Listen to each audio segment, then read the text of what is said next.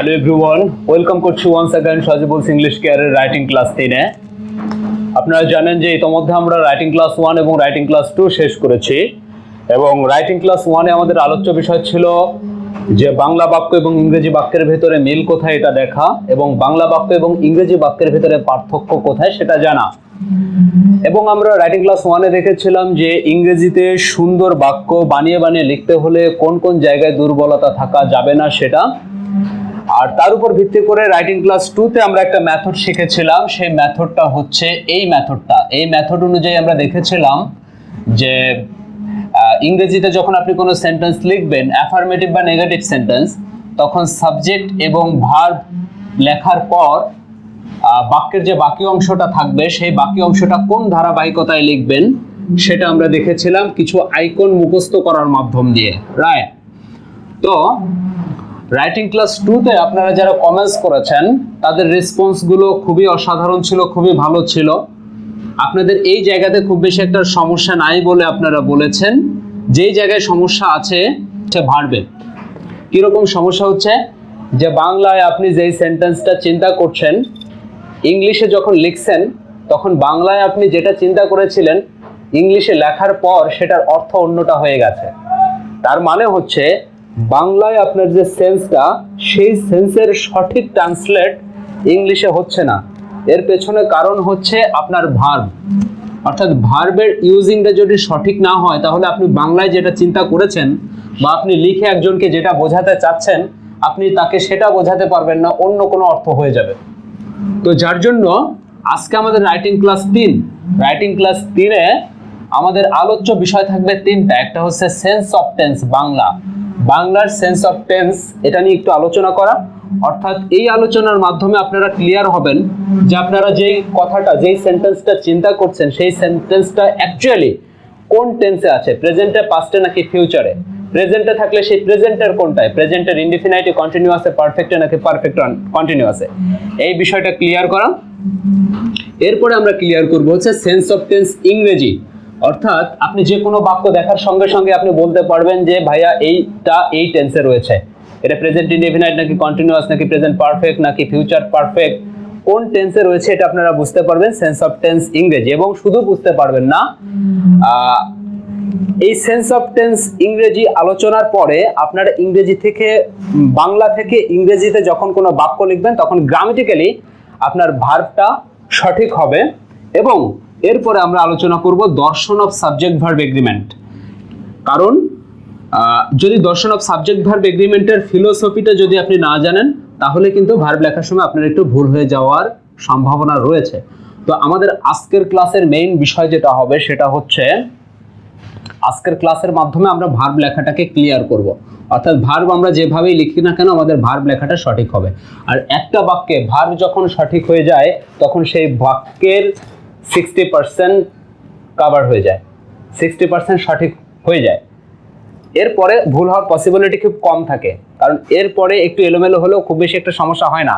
কিন্তু একটা বাক্য মেজর ভুলটা থাকে কিন্তু ভার্বে।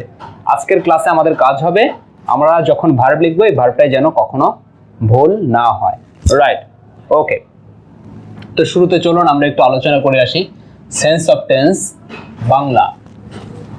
বাংলায় আপনি যখন কোনো কথা চিন্তা করবেন তখন সেই কথাটা কোন টেন্সে আছে এটা বোঝার জন্য একটা ম্যাজিক ওয়ে আমরা শিখতে যাচ্ছি। সেই ম্যাজিক ওয়েটা হচ্ছে, আমি যেটা এঁকেছি এটার নাম হচ্ছে লম্ব। বোর্ড থেকে আমি এটা মুছে দিচ্ছি।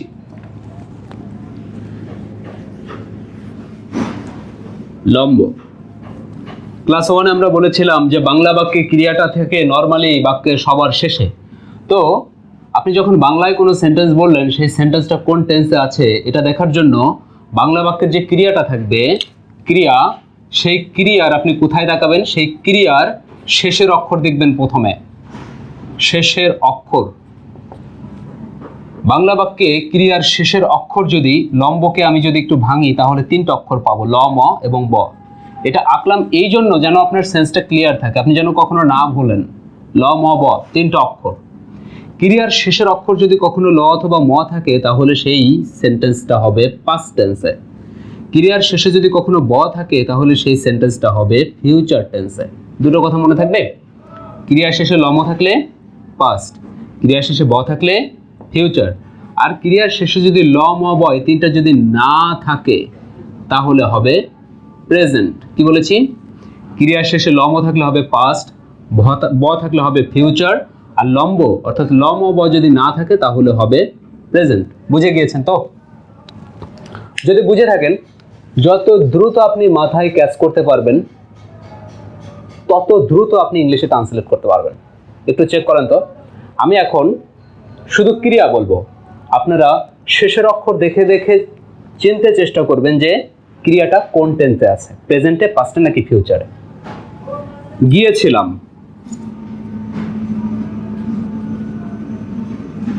সবার শেষে ম আছে, তার মানে এটা কোন টেন্স? পাস্ট। করেছিলাম, শেষে ম আছে, কোন টেন্স? পাস্ট। দেখেছিলাম, শেষে ম আছে, কোন টেন্স? পাস্ট। দেখবো, শেষে ব আছে, কোন টেন্স? ফিউচার, কারণ ব থাকলে ফিউচার হয়। দেখেছি, দেখেছি, শেষে কি আছে? স আছে, তার মানে লম থাকলে পাস্ট হয়, ব থাকলে ফিউচার হয়, লম ব না থাকলে প্রেজেন্ট হয়। সুতরাং এটা হচ্ছে প্রেজেন্ট। আমার উদ্দেশ্য হচ্ছে আপনার সেন্সটাকে সুন্দর করা, অর্থাৎ খুব দ্রুত, জাস্ট এ ক্লিক, অর্থাৎ সনাতন ধারা থেকে বের হয়ে এসে যত দ্রুত আপনি ধরতে পারবেন তত দ্রুত আপনার জন্য ভালো হবে যে আপনি ইংলিশে ট্রান্সলেট করতে পারবেন। ওকে, তাহলে লম থাকলে পাস্ট হবে, ব থাকলে ফিউচার হবে, আর লম ব যদি না থাকে তাহলে কি হবে? প্রেজেন্ট হবে। রাইট? দুইটা ব্যতিক্রম কথা বলবো এর বাইরে। সেটা হচ্ছে, একটা হচ্ছে চলি, কোন টেন্স হওয়ার কথা বলেন তো? ল। এই মেথড অনুযায়ী ল থাকলে তো পাস্ট হওয়ার কথা, সুতরাং চলিটা কিন্তু পাস্ট হওয়ার কথা, কিন্তু পাস্ট হবে না, চলিটা হচ্ছে প্রেজেন্ট। একটু মনে রাখবেন কেন প্রেজেন্ট। চারটা শব্দ রয়েছে, এই চারটা শব্দ আপনাকে একটু মনে রাখতে হবে। একটা হচ্ছে চলি, একটা হচ্ছে বলি, একটা হচ্ছে খেলি, আর একটা হচ্ছে তুলি। এই চারটা শব্দের জন্মই হচ্ছে ল দিয়ে, সুতরাং এই চারটা শব্দ প্রেজেন্ট হবে, পাস্ট হবে না। এই চারটা শব্দ, এই চারটা শব্দের বাইরে যদি ল থাকে তাহলে সেটা কি হবে? পাস্ট হবে। কিন্তু এই চারটা শব্দ মুখস্থ রাখবেন, চলি বলি খেলি তুলি, চলি বলি খেলি তুলি, এর জন্ম ল দিয়ে, এরা হবে প্রেজেন্ট। অর্থাৎ এই শব্দগুলোকে যদি আপনি পাস্ট করতে চান সেক্ষেত্রে আপনাকে বলতে হবে চলেছিলাম, বা বলেছিলাম, বা বলেছিল, বা খেলেছিলাম, বা খেলেছিল, বা তুলেছিলাম, বা তুলেছিল। রাইট? এরকম। ওকে, একটা ব্যতিক্রম পাইলেন। আর একটা ব্যতিক্রম বলবো, দেখেন তো, যায়নি, এটা কোন টেন্স হতে পারে? যায়নি। আমি বলেছি ক্রিয়া শেষে ল অথবা ম থাকলে পাস্ট হবে, ব থাকলে ফিউচার হবে। যেখানে ল ম ব নাই, সুতরাং আপনাদের এই মেথড অনুযায়ী কিন্তু এটা প্রেজেন্ট হওয়ার কথা, কিন্তু এটা আসলে প্রেজেন্ট হবে না, এটা হবে পাস্ট। ভাইয়া বুঝলাম না, মাত্র বললেন লম থাকলে পাস্ট হয়, ব থাকলে ফিউচার হয়, লম্ব না থাকলে প্রেজেন্ট হয়, তাহলে এখানে তো লম্ব নাই, তার মানে এটা তো প্রেজেন্টই হওয়ার কথা, কেন প্রেজেন্ট হবে না? সেক্ষেত্রে জাস্ট একটা বিষয় একটু মনে রাখবেন, সেটা হচ্ছে এনাকে আমরা সবাই চিনি, নানি। জাস্ট মনে রাখার জন্য আমি একটু বলছি, নানি। নানিকে মনে রাখবেন। নানি জিনিসটা কি? মানে নানি শব্দটা মাথার ভেতর আসার সাথে সাথে মনে হয় বুড়ো একটা মানুষ, এবড়ো থেবড়ো অবস্থায় আছে, অনেকের চলে গেছে, অনেকের না গেলেও যাবে যাবে ভাব, মানে বয়স্ক একটা ব্যক্তিত্ব, ইনি হচ্ছেন নানি। এই নানিটা পৃথিবীতে আসছে অনেক আগে। নানি জিনিসটা মানেই অতীত, নানি মানেই একটা অতীতের স্মৃতি মনে পড়ে যায়। রাইট? নানি যেহেতু অতীত, এই নানির নিটাও কিন্তু অতীত। এই নানির নিকে ভোলা যাবে না, নানির নিকে ভোলা যাবে না। কেন ভোলা যাবে না?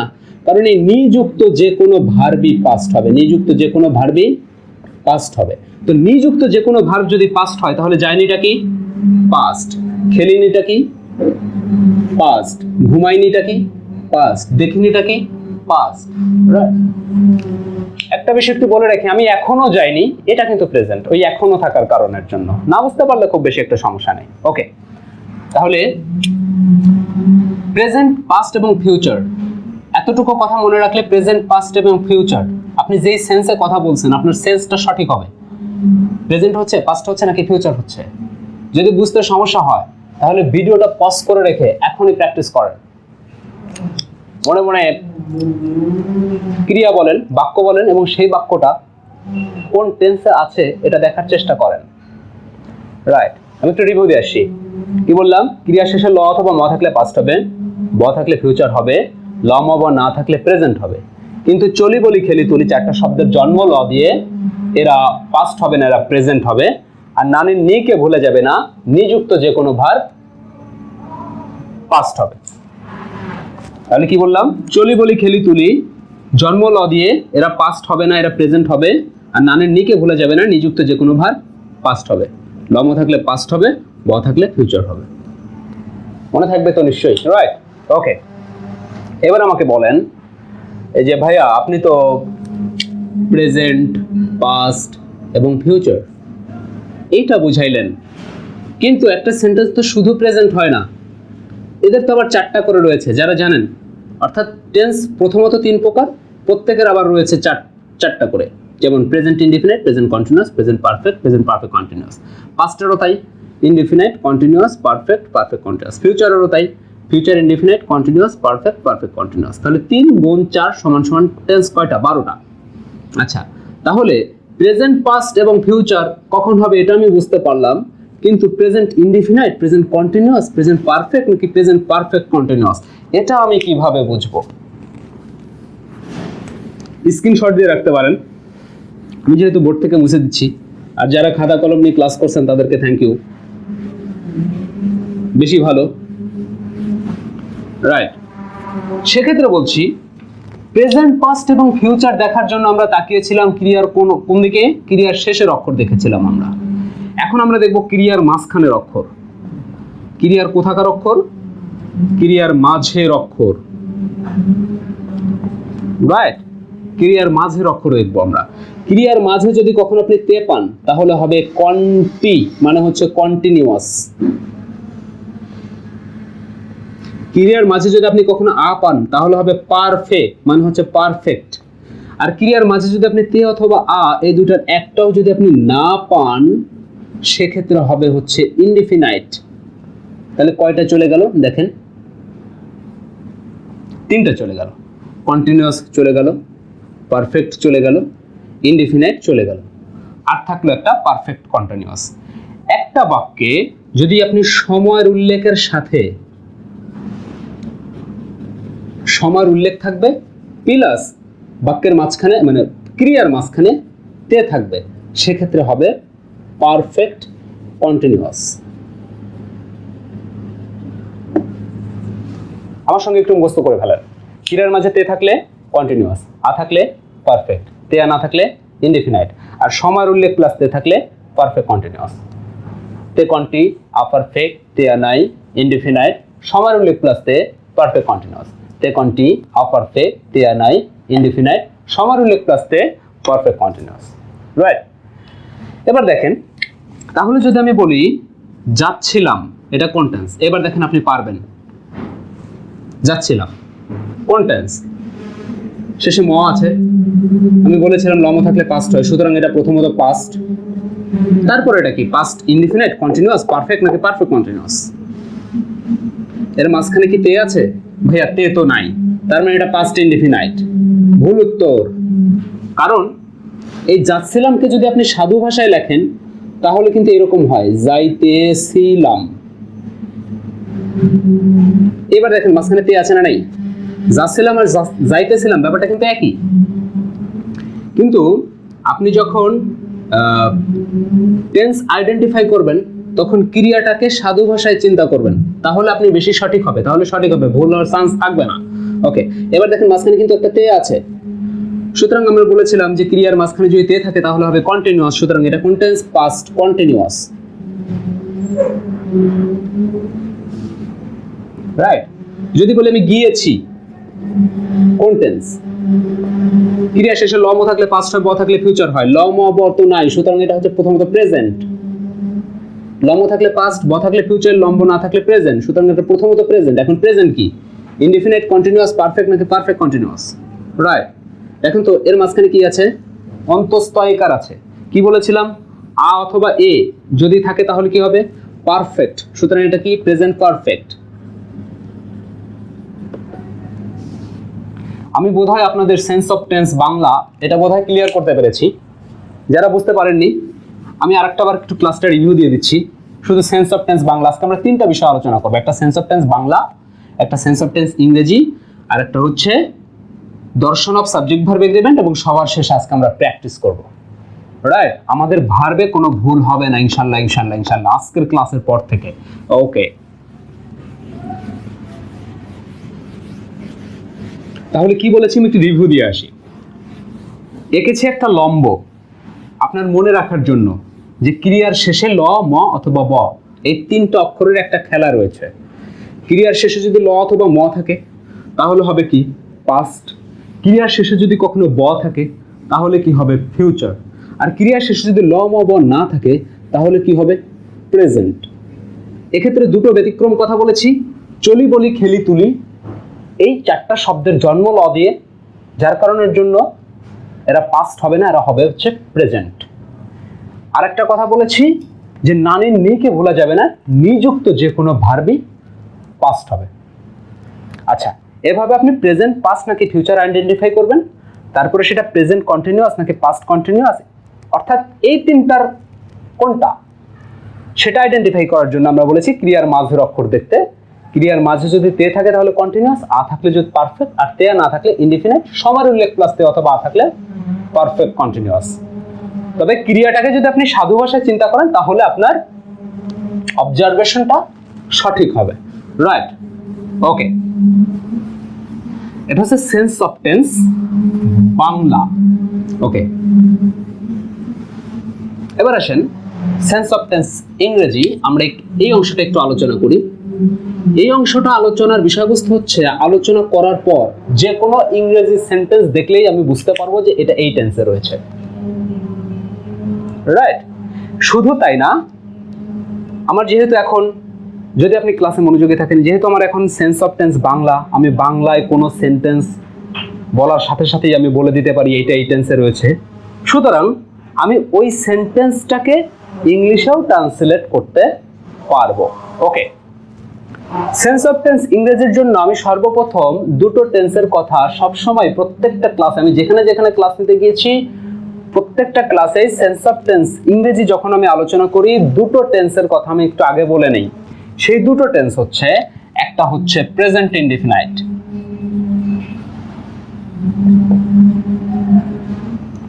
আইএনডি দিলাম ইনডিফিনাইট, আরেকটা হচ্ছে past indefinite. Present indefinite tense চেনার উপায় হচ্ছে বাক্যের সাবজেক্টের পর সরাসরি ভার্বের প্রেজেন্ট ফর্ম থাকবে। এখন ভার্বের প্রেজেন্ট ফর্ম হতে পারে, অনেকে আবার ভার্বের ওয়ান লেখেন অর্থাৎ ভি ওয়ান, আবার অনেকে ভার্বের বেস ফর্ম বলেন, যে যেভাবে বলেন, অর্থাৎ সাবজেক্টের পর সরাসরি ভার্বের প্রেজেন্ট ফর্ম, ভার্বের ওয়ান অথবা ভার্বের বেস ফর্ম, যাই হোক সাবজেক্টের পর সরাসরি ভার্বের প্রেজেন্ট ফর্ম সমান প্রেজেন্ট ইনডিফিনাইট টেন্স। ওকে, পাস্ট ইনডিফিনাইট টেন্স কি? সাবজেক্টের পর সরাসরি ভার্বের পাস্ট ফর্ম অথবা V2 ভার্বের পাস্ট ফর্ম। রাইট, একটু একটু মনে রাখতে হবে। তাহলে প্রেজেন্ট ইনডিফিনাইট টেন্স চেনা যায় কিভাবে? সাবজেক্টের পর সরাসরি ভার্বের প্রেজেন্ট ফর্ম। আর পাস্ট ইনডিফিনাইট টেন্স চেনা যায় কিভাবে? সাবজেক্টের পরে সরাসরি ভার্বের পাস্ট ফর্ম। এই কথাটা সত্য কখন? সেন্টেন্সটা যখন হবে অ্যাফার্মেটিভ তখন। এবং আরেকটা মজার বিষয় হচ্ছে এই দুইটা টেন্সের অ্যাফার্মেটিভ সেন্টেন্সে কোনো অক্সিলারি ভার্ব থাকে না, কিন্তু এই দুইটা সেন্টেন্সকে যদি আপনি ইন্ট্রোগেটিভ অথবা নেগেটিভ করতে চান সেক্ষেত্রে প্রেজেন্ট ইনডিফিনাইট টেন্সের জন্য, অর্থাৎ এই প্রেজেন্ট ইনডিফিনাইট টেন্সের জন্য আপনাকে ডু অথবা ডাজ ধরে নিতে হবে, আর পাস্ট ইনডিফিনাইট টেন্সের জন্য আপনাকে ডিড ধরে নিতে হবে। জাস্ট এতটুকু কথা একটু মুখস্থ রাখতে হবে।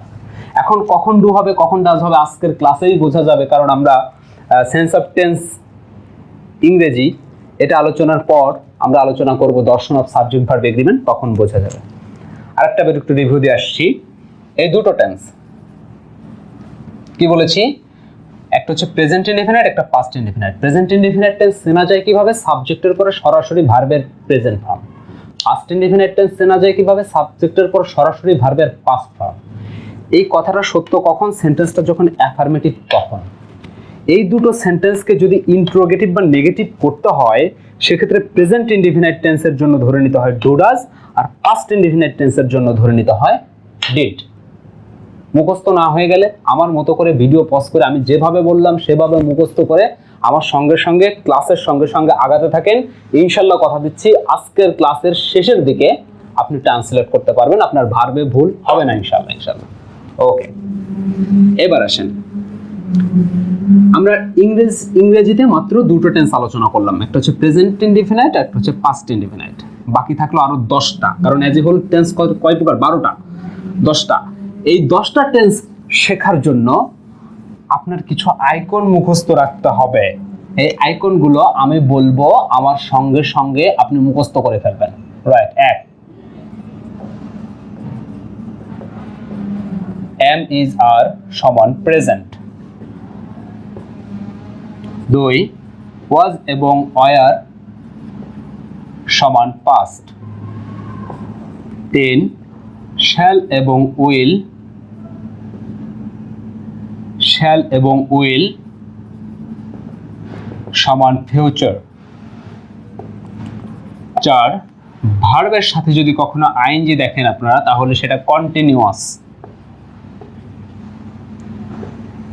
5 হ্যাভ বিন অথবা হ্যাজ বিন সমান প্রেজেন্ট পারফেক্ট।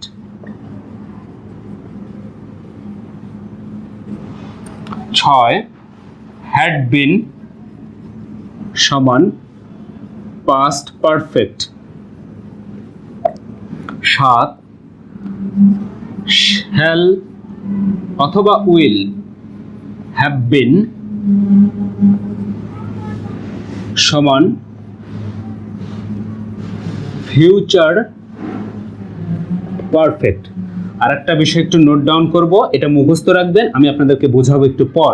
বিন সমান সমান হচ্ছে ভার্বের 3 বা অথবা ভার্বের পাস্ট পার্টিসিপল ফর্ম। ওকে, আমার সঙ্গে সঙ্গে একটু মুখস্থ করেন। am is are present, was are past, shall will future, ভার্বের সাথে ing continuous, have been has been present perfect, had been past perfect, shall have been will have been future perfect। been সমান ভার্বের 3, মুখস্থ করতে থাকেন। am is are present, was are past, shall will future, ভার্বের সাথে ing continuous, have been has been present perfect, had been past perfect, shall have been will have been future perfect। been সমান সমান ভার্বের past participle form, মুখস্থ করেন। am is are present, was are past, shall will future, ভার্বের সাথে ing continuous, have been has been present perfect, had been past perfect, shall have been will have been future perfect। ওকে, বিন সমান সমান ভার্বের 3 বা ভার্বের past participle form. Right, যদি মুখস্থ হয়ে যায় তাহলে যে আমি মুছে দিচ্ছি, আপনি স্ক্রিনশট দিয়ে প্র্যাকটিস করেন। আমি একটু ধরছি, দেখেন অ্যামিজার কি? অ্যামিজার সমান, যদি মুখস্থ হয়ে যায় তাহলে এইভাবে চিন্তা করবেন, এই পাশে বন্ধ করে দিয়ে। অ্যামিজার কি? Present, was were past, shall will future, ভার্বের সাথে I N G continuous, have been has been present perfect, had been past perfect, shall have been will have been future perfect। বিন সমান সমান ভার্বের 3। রাইট, এই 7টা আইকন নিশ্চয়ই আপনাদের মুখস্থ হয়েছে, আমি ধরে নিচ্ছি যে মুখস্থ হয়ে গেছে আপনাদের। রাইট, আর যদি মুখস্থ না হয় তাহলে মুখস্থ করতে থাকেন। রাইট, ওকে ভাইয়া, ইংরেজি তো বোঝার জিনিস, আপনি এত মুখস্থ করতেছেন কেন? এত মুখস্থ করা লাগবে কেন? ভাইয়া দেখেন, জীবনে প্রথমবার কিন্তু আমরা কিছুই বুঝি নাই, কিন্তু শুধু মুখস্থই করেছি। রাইট, সুতরাং দেয়ার ইজ সামথিং যেটা আপনাকে মুখস্থই করতে হবে প্রথম পর্যায়ে। তাতে আপনার যদি ভালো হয়, আপনি যদি একটু মুখস্থ করে, অর্থাৎ আপনি যদি 1 লাইন 2 লাইন বা 5 লাইন মুখস্থ করে যদি আপনি 50 লাইন লিখতে পারেন, সুতরাং 5 লাইন মুখস্থ করাতে ক্ষতি নাই। রাইট, ওকে, একটু মুখস্থ করতে থাকেন।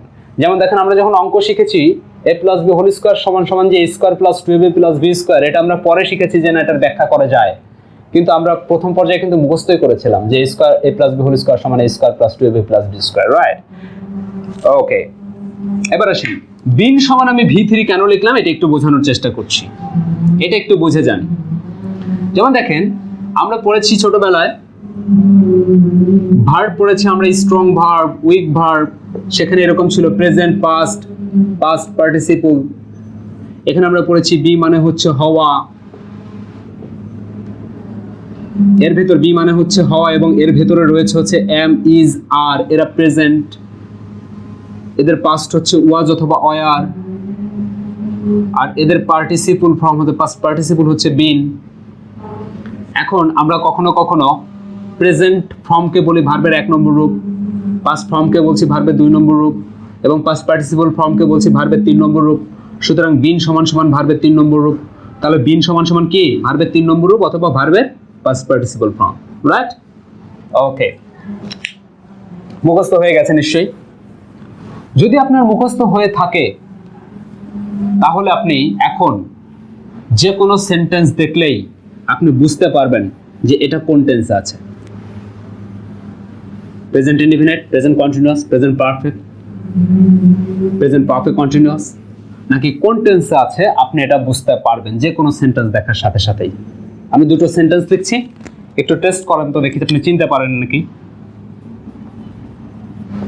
দে have been waiting here since Monday. তারা এখানে সকাল থেকে অপেক্ষা করছে, কোন টেন্স? বোঝার চেষ্টা করেন কোন টেন্স। দেখেন আপনি কিছুক্ষণ আগে মুখস্থ করেছেন হ্যাভ বিন প্রেজেন্ট পারফেক্ট, সুতরাং এটা প্রেজেন্ট পারফেক্ট টেন্স, কোনো সন্দেহ নাই। কিন্তু না, এখানে যে ভার্ব পাইলেন সেই ভার্বের সাথে একটা আইএনজি রয়েছে, আইএনজি মানে আপনি কন্টিনিউয়াস শিখেছেন, সুতরাং এই সেন্টেন্সটা কোন tense? Present perfect continuous tense. Just শুধুমাত্র একটু মুখস্থ করে আসেন, তাহলে আপনি বুঝতে পারবেন যে সেন্টেন্স, যে কোনো সেন্টেন্স দেখার সাথে সাথে আপনি বুঝতে পারবেন যে সেন্টেন্সটা কোন টেন্সে রয়েছে, রাইট? এবার আসেন, দে নাফি হ্যাজ গন, কোন টেন্সে রয়েছে? আমি শুধুমাত্র ভার্বটা একটু আইডেন্টিফাই করেছি, ভার্ব দেখেই মূলত টেন্স চিনতে হয়। আচ্ছা, নাফি হ্যাজ গন কোন টেন্সে রয়েছে এটা? আপনি কিছুক্ষণ আগে মুখস্থ করেছেন have been, has been, present perfect, সুতরাং এখানে হ্যাজ রয়েছে একটা, এখানে বিনও একটা রয়েছে। বিন মানে যেহেতু ভার্বের 3 অথবা ভার্বের পাস্ট পার্টিসিপল ফর্ম, গন যেহেতু ভার্বের পাস্ট পার্টিসিপল ফর্ম অথবা ভার্বের 3, সুতরাং এখানে একটা বিনও রয়েছে। ভার্বের 3 থাকা মানে কিন্তু একটা বিন থাকা, সুতরাং এটা প্রেজেন্ট পারফেক্ট টেন্স। যে কোনো ধরনের সেন্টেন্স দেখলে কিন্তু আপনি বুঝতে পারবেন এটা কোন টেন্সে রয়েছে। আরেকটা দিচ্ছি, দে হ্যাড এ কাউ, কোন টেন্সে রয়েছে? জাস্ট শুধু আমি আইডেন্টিফাই করাবো, আপনাকে চেনাবো শুধুমাত্র। যে কোনো ধরনের সেন্টেন্স এটা কোন টেন্সে রয়েছে? আমি জানি আমার অনেক স্টুডেন্ট ভুল উত্তর দিয়েছিল। আমি যখন সেমিনারে ক্লাস নিয়েছি তখন আমি দেখেছি যে আমার অনেক স্টুডেন্ট ভুল উত্তর দিয়েছিল এই সেন্টেন্সটাকে। তারা ওই মেথড মুখস্থ করে এসে বলেছে ভাই এটা হচ্ছে পাস্ট পারফেক্ট টেন্স বলেছে তারা, কিন্তু এটা ভুল উত্তর, কারণ এটা পাস্ট ইনডিফিনাইট টেন্স। কেন? দেখেন এই হ্যাড এর পরে কিন্তু এখানে বিন নাই, হ্যাড বিন সমান সমান পাস্ট পারফেক্ট টেন্স। যেহেতু এখানে হ্যাড এর পরে বিন নাই, তার মানে এই হ্যাডটা হচ্ছে ভার্বের 2 নম্বর রূপ এবং সাবজেক্টের পরে সরাসরি ভার্বের 2 নম্বর রূপ মানে হচ্ছে পাস্ট ইনডিফিনাইট টেন্স। কারণ আমরা প্রথমেই বলেছি সাবজেক্টের পর সরাসরি ভার্বের 1 নম্বর রূপ অথবা সাবজেক্টের পর সরাসরি ভার্বের প্রেজেন্ট ফর্ম সমান প্রেজেন্ট ইনডিফিনাইট, সাবজেক্টের পর সরাসরি ভার্বের 2 নম্বর রূপ অথবা সাবজেক্টের পর সরাসরি ভার্বের পাস্ট ফর্ম সমান সমান পাস্ট ইনডিফিনাইট। সুতরাং এই সেন্টেন্সটা কোন tense? Past indefinite tense, past perfect কিন্তু না। আমার অনেক স্টুডেন্ট এই কোশ্চেনটা উত্তর ভুল করে, যার জন্য আমি এটা লিখলাম। আমি বোধহয় বোঝাতে পেরেছি। যদি আপনাদের কোনো সমস্যা থেকে থাকে তাহলে অবশ্যই কমেন্টস বক্সে রয়েছে, সেখানে কমেন্টস করবেন। এবং আরেকটা বিষয় আমি একটু বলে দিই যে কে কোথা থেকে আমাদের ক্লাস করছেন সেটা একটু কমেন্টস বক্সে লিখবেন, তাহলে আপনাদের প্রতি আমাদের অবজারভেশনটা সঠিক হবে। আমরা ক্লাসগুলো যেহেতু গ্র্যাজুয়ালি চলছে, সেক্ষেত্রে আমাদের ক্লাসগুলো অবজারভেশন সঠিক হলে ক্লাসগুলো ভালো হবে। ওকে, এবার আসেন, কথা দিয়েছিলাম কি আমরা আজকে 3টা বিষয় আলোচনা করে প্র্যাকটিস করব। একটা হচ্ছে sense of tense Bangla, sense of tense English, দুটো বিষয়ের আলোচনা শেষ হলো। এখন আলোচনা করব sense of tense subject verb agreement. Sense of tense subject verb agreement, sense of tense subject verb agreement বলতে পারেন, সমস্যা নাই, অথবা দর্শন অফ সাবজেক্ট ভার্ব এগ্রিমেন্ট অথবা the philosophy of subject verb agreement, right? আমি এখানে লিখি দর্শন অফ সাবজেক্ট ভার্ব এগ্রিমেন্ট।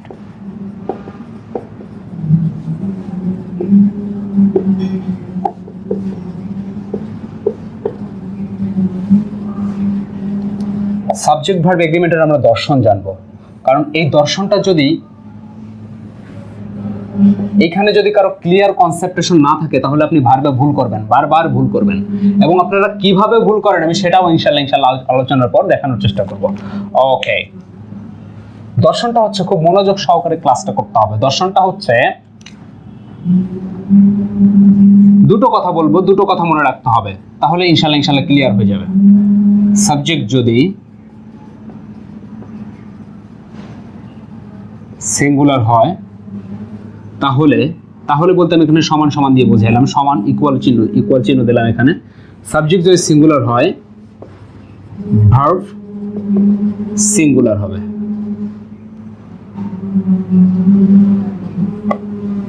আচ্ছা, এই একটা কথা। 2 নম্বর কথা হচ্ছে, সাবজেক্ট যদি প্লুরাল হয় তাহলে ভার্বটাকেও প্লুরাল হবে। আগে মুখস্থ করেন। এই দুইটা কথা হচ্ছে সাবজেক্ট ভার্ব এগ্রিমেন্টের দর্শন, অর্থাৎ সাবজেক্ট ভার্ব এগ্রিমেন্টের ফিলোসফি, রাইট? অর্থাৎ সাবজেক্ট এবং ভার্ব এগ্রিমেন্ট শব্দের অর্থ হচ্ছে কি? এগ্রিমেন্ট শব্দের অর্থ হলো চুক্তি। সাবজেক্ট এবং ভার্বের ভেতরে যে চুক্তিটা রয়েছে সেই চুক্তিটার দর্শনটা হচ্ছে এই দুটো কথা। মুখস্থ করেন। সাবজেক্ট সিঙ্গুলার হলে ভার্ব সিঙ্গুলার হবে, সাবজেক্ট প্লুরাল হলে ভার্ব প্লুরাল হবে, রাইট? এবার আমাকে প্রশ্ন করেন, ভাইয়া হাউ, কিভাবে? সাবজেক্ট সিঙ্গুলার হলে ভার্ব সিঙ্গুলার হবে, সাবজেক্ট প্লুরাল হলে ভার্ব প্লুরাল হবে। আমার সংজ্ঞাটা মুখস্থ হয়ে গেছে, কিন্তু ভাইয়া কিভাবে হবে? সেক্ষেত্রে উত্তর দিচ্ছি। এখানে আমি একটা সাবজেক্ট নিলাম, স্টুডেন্ট, এটার জন্য সাবজেক্ট সিঙ্গুলার হয় তখন যখন সাবজেক্টের সঙ্গে এস থাকে না, অর্থাৎ সাবজেক্টের সঙ্গে এস না থাকলে সেই সাবজেক্টটা সিঙ্গুলার হয়। তখন ভার্বটাকেও আমার সিঙ্গুলার করতে হবে, কিন্তু কিভাবে? ওই ভার্বের সঙ্গে এস দিয়ে। কি বলেছি বোঝা গেল? সাবজেক্টের সঙ্গে এস যদি না থাকে তাহলে সেই সাবজেক্টটা হবে সিঙ্গুলার সাবজেক্ট। তখন আমাকে ভার্বটাকেও সিঙ্গুলার করতে হবে, কিভাবে? ওই ভার্বের সঙ্গে এস দিয়ে। ক্লিয়ার? ওকে, সেক্ষেত্রে এখন গ্রামাটিক্যালি সেন্টেন্সটা সঠিক হয়েছে। সাবজেক্ট সিঙ্গুলার হলে ভার্ব সিঙ্গুলার হবে। ওয়েট, এবার আসেন, সাবজেক্ট যদি প্লুরাল হয় তাহলে ভার্বও প্লুরাল হবে। কিভাবে? আমি এখানে একই সাবজেক্ট নিলাম, স্টুডেন্ট। সাধারণ নিয়ম হচ্ছে সাবজেক্টের সঙ্গে এস যদি থাকে তাহলে সেই সাবজেক্টটা হবে কি? প্লুরাল। তখন আবার ভার্বটাকেও প্লুরাল করতে হবে, কিন্তু কিভাবে? তখন এই ভার্বের সাথে এস দেওয়া যাবে না, অর্থাৎ ভার্বের সঙ্গে এস না দিলে সেই ভার্বটা হবে প্লুরাল। এইবার সেন্টেন্সটা গ্রামাটিক্যালি কারেক্ট হয়েছে। কি বলেছি? সাবজেক্ট সিঙ্গুলার হলে ভার্ব সিঙ্গুলার, সাবজেক্ট প্লুরাল হলে ভার্ব প্লুরাল। সাবজেক্ট সিঙ্গুলার হলে কখন? সাবজেক্টের সঙ্গে এস না থাকলে। তখন ভার্বটাকে কি করতে হয়? সিঙ্গুলার। কিভাবে? এস দিয়ে। সাবজেক্ট প্লুরাল হলে ভার্ব প্লুরাল, সাবজেক্ট প্লুরাল হয় কখন? সাবজেক্টের সঙ্গে এস রেখে সাবজেক্টটা প্লুরাল হয়। আর ভার্ব প্লুরাল হয় কখন? ভার্বের সঙ্গে এস না থাকলে ভার্বটা প্লুরাল হয়। ভাইয়া, এই রুলসটা কি সবসময় সত্য? হ্যাঁ, এই রুলসটা 100% শিওর, সবসময়ই সত্য, কিছু ব্যতিক্রম রুলস ছাড়া। কিছু ব্যতিক্রম, এরা ফিক্স।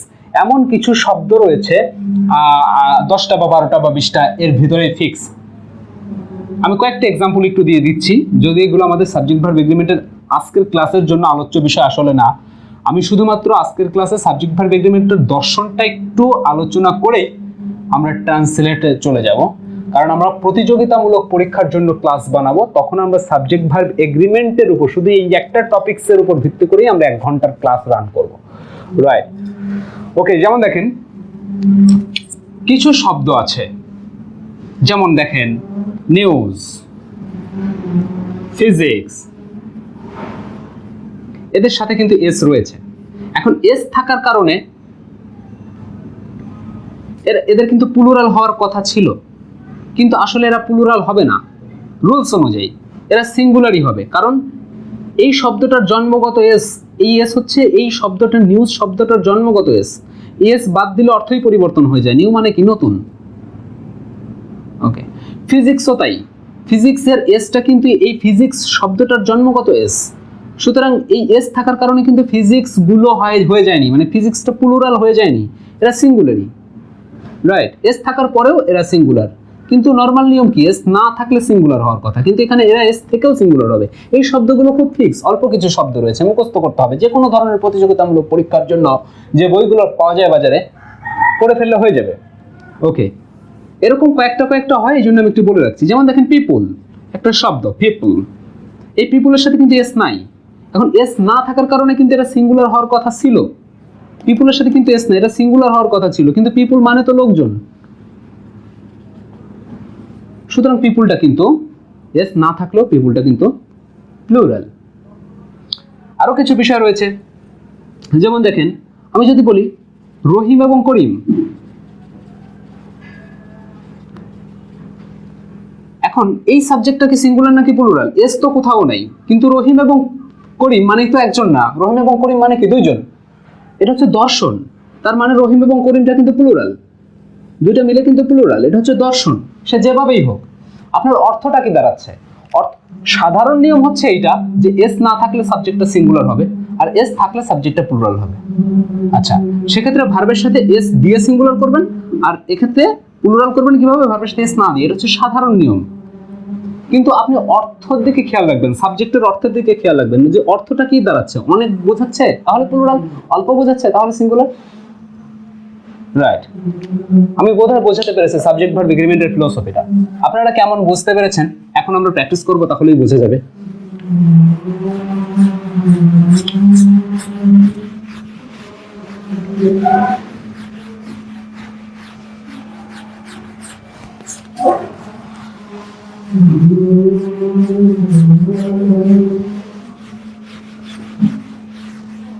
আসেন চলেন আমরা প্র্যাকটিস করি একটু। গতদিন আমাকে যারা কমেন্টস করেছেন যে ভাইয়া এই সেন্টেন্স গুলোর একটু ইংরেজি করে দিতে হবে, অথবা গতদিন আমি জিরান্ড প্রেজেন্ট পার্টিসিপল ইনফিনিটিভ নিয়ে একটু টাচ করে কথা বলেছিলেন ভাই একটু বিস্তারিত কথা বলতে, অথবা গতদিন আমি এরকমটা বলেছিলাম যে একটা বাক্যে যখন দ্বিতীয় নাম্বার ভার্ব পেয়ে যান তখন সেই ভার্বটাকে আইএনজি করবেন, অথবা সেই ভার্বটাকে ইনফিনিটিভ করবেন টু প্লাস ভার্বের বেস ফর্ম দিয়ে। আপনারা প্রশ্ন করেছিলেন ভাইয়া কখন ভার্বের সাথে আইএনজি দিয়ে করব, কখন ভার্বের বেস ফর্ম দিয়ে করব। আজকে চেষ্টা করব প্র্যাকটিসে এই বিষয়গুলোর সমাধান দেওয়ার জন্য। আপনারা যেই বাক্যগুলো সেট করে দিয়েছেন কমেন্টস বক্সে, আমি সেই বাক্যগুলোই লিখে আজকে এখানে প্র্যাকটিস করব। ওকে, প্রথম এক্সাম্পল,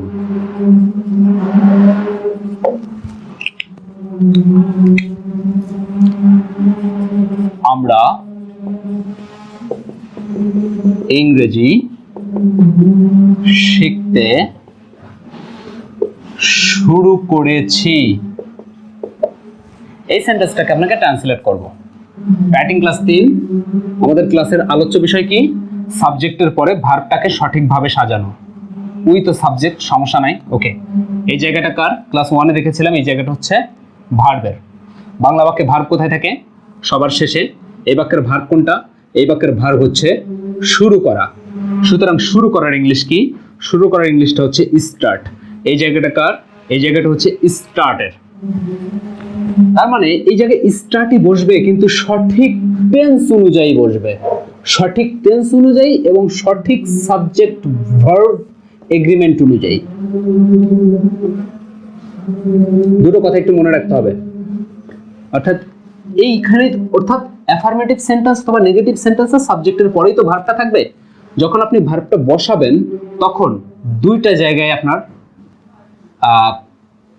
খেয়াল রাখতে হবে। সেই দুইটা জায়গায় একটা হচ্ছে সঠিক টেন্স আর একটা হচ্ছে সঠিক সাবজেক্ট ভার্ব এগ্রিমেন্ট। আচ্ছা, আমরা সঠিক টেন্সটা একটু আইডেন্টিফাই করে আসি। দেখি এই সেন্টেন্সের শুরু করেছি কোন টেন্সে রয়েছে। আমরা আজকের ক্লাসে সেন্স অফ টেন্স বাংলা কথা বলেছি, সেখানে আমরা বলেছি ক্রিয়া শেষে লম থাকলে পাস্ট হয়, ব থাকলে ফিউচার হয়।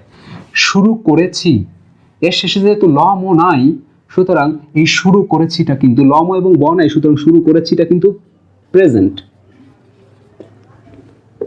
যেহেতু ছ আছে প্রেজেন্ট। রাইট, এবার প্রেজেন্ট কি? Present indefinite, present continuous, present perfect নাকি প্রেজেন্ট পারফেক্ট কন্টিনিউয়াস, কোনটা? রাইট। এইবার বলেছিলাম, দেখেন একটু মনে করতে পারেন কিনা, ক্রিয়ার মাঝে যদি তে থাকে কন্টিনিউয়াস, আর যদি আ থাকে তাহলে পারফেক্ট, তে অথবা আ না থাকলে পারফেক্ট কন্টিনিউয়াস, সময়ের উল্লেখ প্লাস তে থাকলে, তে অথবা আ না থাকলে ইনডিফিনাইট, দুঃখিত, তে অথবা আ না থাকলে ইনডিফিনাইট, আর সময়ের উল্লেখ প্লাস তে থাকলে পারফেক্ট কন্টিনিউয়াস। এখন তো শুরু করেছি মানে কি? শুরু করেছি মানে কিন্তু করি আছি, সুতরাং এর মাঝখানে কিন্তু একটা অন্তস্থ আকার আছে। সুতরাং আ যদি থাকে তাহলে কি? পারফেক্ট। সুতরাং সেন্টেন্সটা কিন্তু রয়েছে প্রেজেন্ট পারফেক্ট টেন্সে। রাইট, ওকে। তার মানে আমি বুঝতে পারলাম যে সেন্টেন্সটা রয়েছে প্রেজেন্ট পারফেক্ট টেন্সে। এখন ইংরেজিতে আমরা প্রেজেন্ট পারফেক্ট সমান সমান কি শিখেছি? একটু মনে করার চেষ্টা করেন তো। এম ইজ আর, আমি গ্র্যাজুয়ালি যাচ্ছি আপনার বোঝার জন্য, যাতে একটা সেন্টেন্সের ভার্ব আপনি বুঝলে সবগুলো করতে পারবেন। এম ইজ আর সমান সমান প্রেজেন্ট, কিন্তু আমার তো প্রেজেন্ট লাগবে না, আমার লাগবে কি? Present perfect. Was, were past, shall, will future, ভার্বের সাথে I N G continuous, have been, has been present perfect. Present perfect সমান সমান কি? হ্যাভ বিন অথবা হ্যাজ বিন। ওকে, এখন বিন মানে কি? বিন মানে হচ্ছে ভার্বের থ্রি অথবা ভার্বের past participle form. Okay, done. Have been অথবা হ্যাজ বিন, হ্যাভ অথবা হ্যাজ, আর বিন মানে হচ্ছে ভার্বের past participle form, STARTED, started, ভার্বের পাস্ট পার্টিসিপল ফর্ম করেছি। সঠিকভাবে আমি এখানে ভার্বটা লিখেছি, টেন্স অনুযায়ী আমি সঠিক লিখেছি, কিন্তু সাবজেক্ট ভার্ব এগ্রিমেন্ট অনুযায়ী এখানে হ্যাভ হবে নাকি হ্যাজ হবে। রাইট, সেক্ষেত্রে দেখেন তো আপনারা একটু মনে করতে পারেন কিনা, আমরা কিছুক্ষণ আগে আলোচনা করলাম দর্শন of subject verb agreement. Subject singular হলে ভার্ব সিঙ্গুলার, সাবজেক্ট প্লুরাল হলে ভার্ব প্লুরাল। উই মানে কি? আমরা, অনেক, সুতরাং এটা কি প্লুরাল? আমি বলেছি সাবজেক্ট যদি কখনো প্লুরাল হয় তখন ভার্বটাকেও প্লুরাল করতে হয়। কিভাবে? ভার্বের সাথে এস না দিয়ে, আর ভার্বের সাথে এস দিলে সেই ভার্বটা সিঙ্গুলার হয়ে যায়। সুতরাং এখানে হ্যাজ হবে না, হবে কি? Have. We have started. Right, okay, we have started. এইবার যে বাকি অংশটা রয়েছে, আমি সেই বাকি অংশের জন্য ক্লাস 2তেই আলোচনা করেছিলাম। এই ধারাবাহিকতায় ভার্বকে প্রশ্ন করে যেতে হবে, যখন উত্তর দিবে সেই উত্তরগুলো প্রিপজিশন দিয়ে সুন্দরভাবে গ্র্যাজুয়ালি লিখে গেলেই হয়ে যাবে। কিভাবে সেটা আমরা ক্লাস 2তে দেখিয়েছি। তারপরেও আমরা একটু বলছি, O1 মানে কি? যাদের মনে আছে, কাকে দিয়ে প্রশ্ন করতে হবে? প্রশ্ন করি তো। আমরা ইংরেজি শিখতে শুরু করেছি, আমরা কাকে শুরু করেছি? উত্তর নাই, এবার কি দিয়ে প্রশ্ন করেন? O2। আমরা কি শুরু করেছি?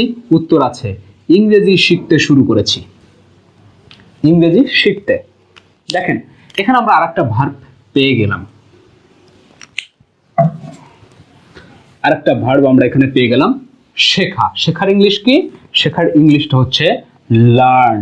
লার্ন শব্দের অর্থ শেখা। ওকে, আমি বলেছি আপনি যখন এই আইকনগুলো দিয়ে ভার্বকে প্রশ্ন করবেন, ভার্ব আপনাকে একসঙ্গে যতটুকু অংশ আপনাকে উত্তর দেবে অতটুকু অংশ গ্র্যাজুয়ালি লিখবেন। তবে যদি ওই অংশটুকুর ভেতরে কখনো আবার ভার্ব পেয়ে যান, তাহলে সেই ভার্বের চেহারা হবে ভার্বের সাথে আইএনজি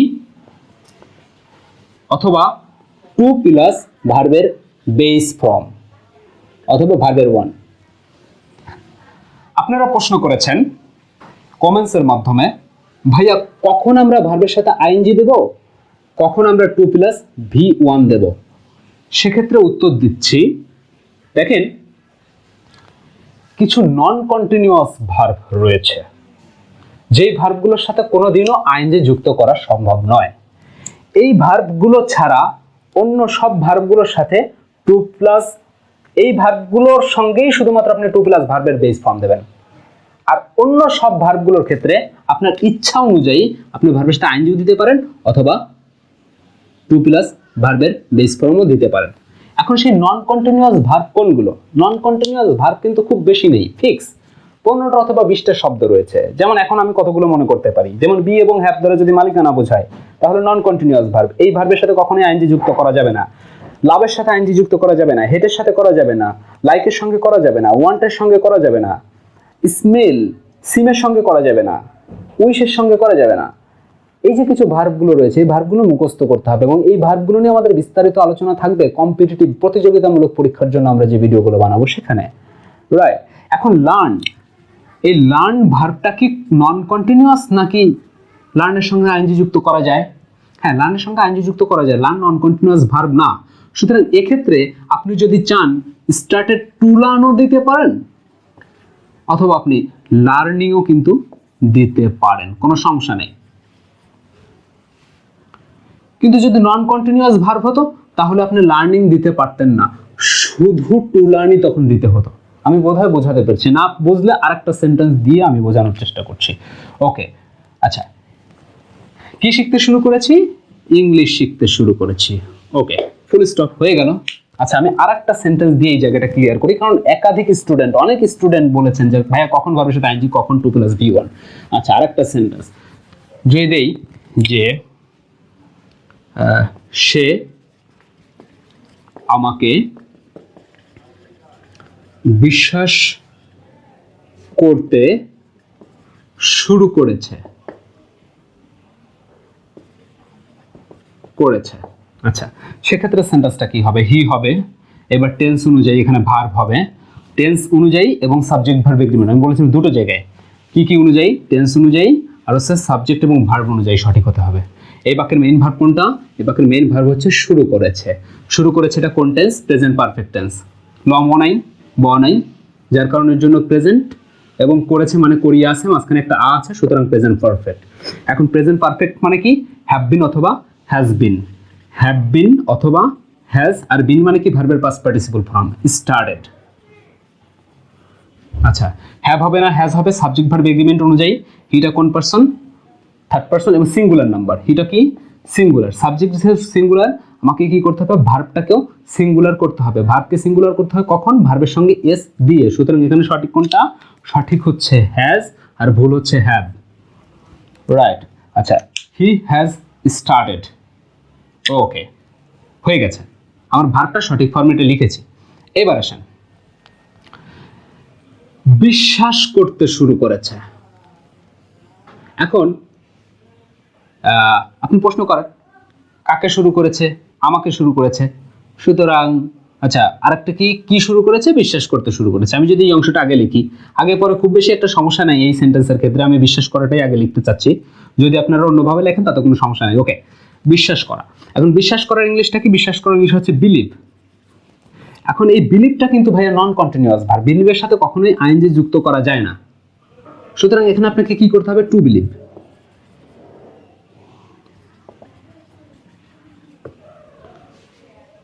রাইট, বোঝা গেল বোধহয় ব্যাপারটা। অর্থাৎ এখানে আপনি বিলিভিং করতে পারবেন না, কারণ বিলিভটা নন কন্টিনিউয়াস ভার্ব, বিলিভের সাথে আইএনজি যুক্ত করা যায় না। যেমন এখানে টুলানো সঠিক ছিল, আর্নিংটাও সঠিক ছিল, কিন্তু বিলিভের ক্ষেত্রে টু বিলিভই সঠিক, কিন্তু বিলিভিংটা সঠিক না। রাইট, আমি বোধহয় বোঝাতে পেরেছি। রাইট, আসেন আরো কিছু কমপ্লিকেটেড কোশ্চেনের আনসার করব, আরো কয়েকটা, আর বোধহয় 2-3টা এক্সাম্পল প্র্যাকটিস করবো। 2-3টা এক্সাম্পলের ভেতরে আরো কিছু কমপ্লিকেটেড জায়গাগুলো ক্লিয়ার করার চেষ্টা করব। ওকে, রিতা 2 দিন। আচ্ছা, জায়গায় ক্লিয়ার করার আগে আমি কিছু কমেন্টস পড়ে আসি, যারা আমার সঙ্গে এঙ্গেজ হয়েছেন খুব ভালোভাবে তাদের সঙ্গে। তার আগে আচ্ছা, কমেন্টসগুলো পরে পড়ছি, আগে একটু সমাধানই করে আসি। ওকে, রিতা 2 দিন ধরে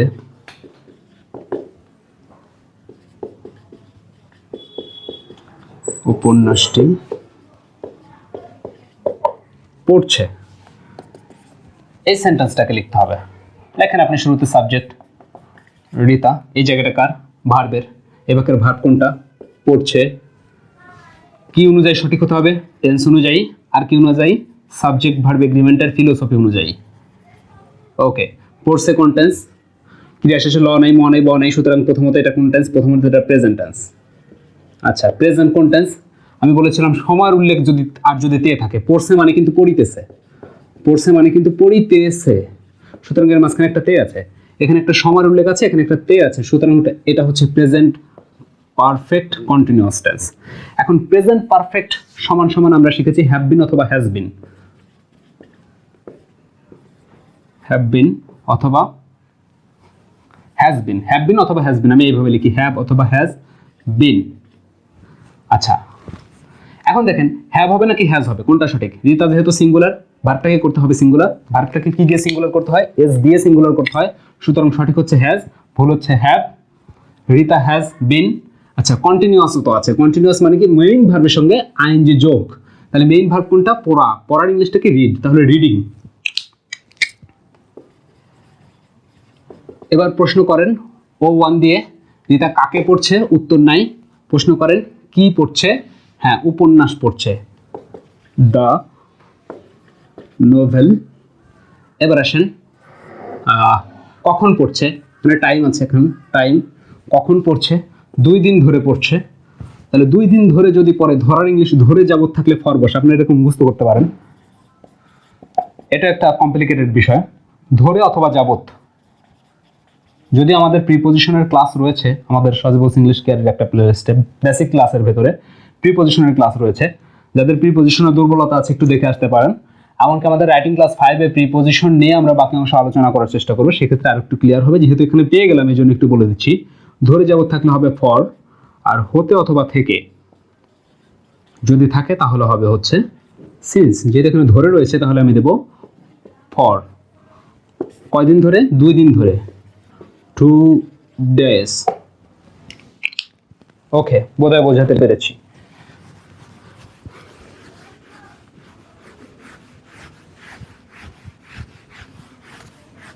আচ্ছা, ওকে, গতদিন আমাকে কমেন্টস করেছেন মোহাম্মদ নাইম ভাই।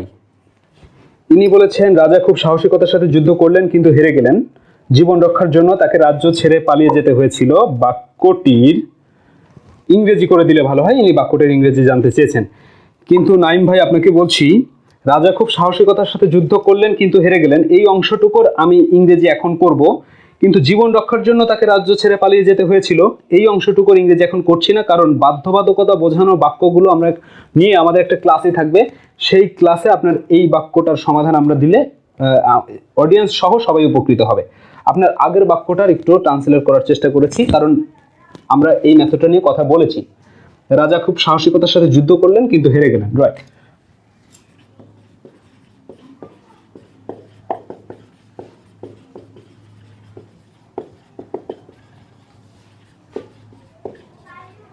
যুদ্ধ করলেন কিন্তু হেরে গেলেন। লোক, এখানে দুটো বাক্য রয়েছে, একটা হচ্ছে রাজা যুদ্ধ করলেন, আর একটা হচ্ছে রাজা হেরে গেলেন। ভয় পাওয়ার কোনো কারণ নেই, একটা হচ্ছে রাজা যুদ্ধ করলেন, আর একটা হচ্ছে রাজা হেরে গেলেন। তো সুতরাং রাজা যে যুদ্ধ করলেন এই অংশটা আমরা আগে একটু করে আসি। দ্য কিং যুদ্ধ করলেন, এখন যুদ্ধ করলেনটা কিন্তু মূলত সেন্টেন্সটা পাস্টেই আছে, এই জায়গাটা যেহেতু ভার্বের, অর্থাৎ টেন্স অনুযায়ী সঠিক হতে হবে এবং সাবজেক্ট ভার্ব এগ্রিমেন্ট অনুযায়ী সঠিক হতে হবে। ওকে, এই সেন্টেন্সটা রয়েছে পাস্ট টেন্সে, মানে করলেন আর করলো কিন্তু ব্যাপারটা একই। এখানে করলেন রয়েছে শুধুমাত্র রাজা একটা মানে জাস্ট অনার করার জন্য আমরা লিখেছি করলেন, অর্থাৎ রাজা খুব সাহসিকতার সাথে যুদ্ধ করলো, তাও কিন্তু হতো, যেহেতু লো আছে সুতরাং পাস্ট। ওকে, কোন টেন্স?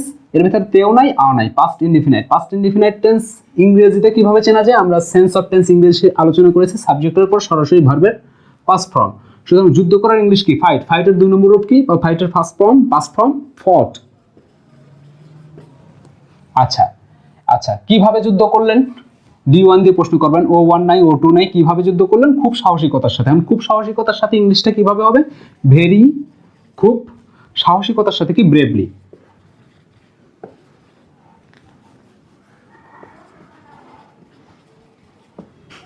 রাজা খুব সাহসিকতার সাথে যুদ্ধ করলেন কিন্তু হেরে গেলেন, বাট। কিন্তু আচ্ছা, এই হারলেন কে? হারলেন কে? যুদ্ধ করেছেন রাজা, হেরেছেন কে? হেরেছেনও রাজাই। সুতরাং বাট দ্য কিং অথবা দ্য কিং এর প্রোনাউন ইউজ করলাম আমি হি, বাট হি হেরে গেলেন, এটাও পাস্ট টেন্স আছে। এখন পাস্ট কোনটা? Past indefinite tense. এখন পাস্ট ইনডিফিনিট টেন্স সাবজেক্টের পর সরাসরি ভার্বের 2 নম্বর রূপ বা সাবজেক্টের পর সরাসরি ভার্বের পাস্ট ফর্ম। সুতরাং আমি দিলাম লস মানে হারা, লস্ট। সেন্টেন্সটা হয়েছে গ্রামাটিক্যালি, কিন্তু সেন্টেন্সটা আরো বেশি সঠিক হতো যদি এখানে আমি ওয়াজ দিতাম তাহলে। কিন্তু ওয়াজ কেন দিলাম এইটা এখন বলছি না, কারণ সেন্টেন্সটা প্যাসিভ হয়েছে, কারণ রাজা তো ইচ্ছা করে হারেনি, রাজাকে কেউ হারিয়েছে, রাইট? যে কারণের জন্য এটা পাস্ট ইনডিফিনিট টেন্সের প্যাসিভে করলে এই সেন্টেন্সটা বেশি সুন্দর শোনাবে।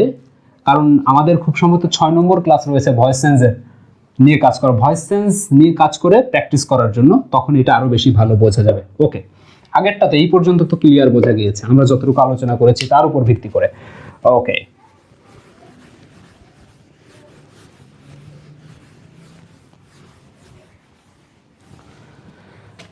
এবার আসেন আমি কিছু কমেন্টস পড়বো এবং তারপর আরেকটা কমপ্লিকেটেড জায়গা সমাধান করে আজকের ক্লাসটা এখানে শেষ করবো। কিছু কমেন্টস পড়বো, অনেকগুলো কমেন্টসের ভেতর আমি গতদিন বলেছিলাম আপনারা কোন জায়গা থেকে ক্লাস করছেন সেই জায়গাগুলো একটু লিখতে, যে আমি এই জায়গা থেকে ক্লাস করছি, তাহলে আমাদের জন্য একটু সুবিধা হবে। অনেকেই কমেন্টস করেছেন, যারা জায়গার নাম লিখেছেন আমি তাদের অল্প কিছু সংখ্যক নাম একটু নোট ডাউন করেছি, যারা একাধিকবার কমেন্টস করেছেন তাদের নামগুলো একটু উচ্চারণ করতে চাই।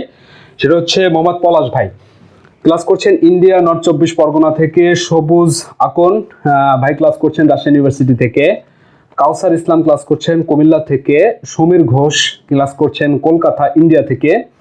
মামুন ভাই ক্লাস করছেন সিলেট থেকে। মোহাম্মদ নাইম ফরিদপুর বাংলাদেশ থেকে ক্লাস করছেন। সুমন মন্ডল ক্লাস করছেন সাতক্ষীরা বাংলাদেশ থেকে। জোসেফ ভাই টঙ্গী গাজীপুর থেকে ক্লাস করছেন।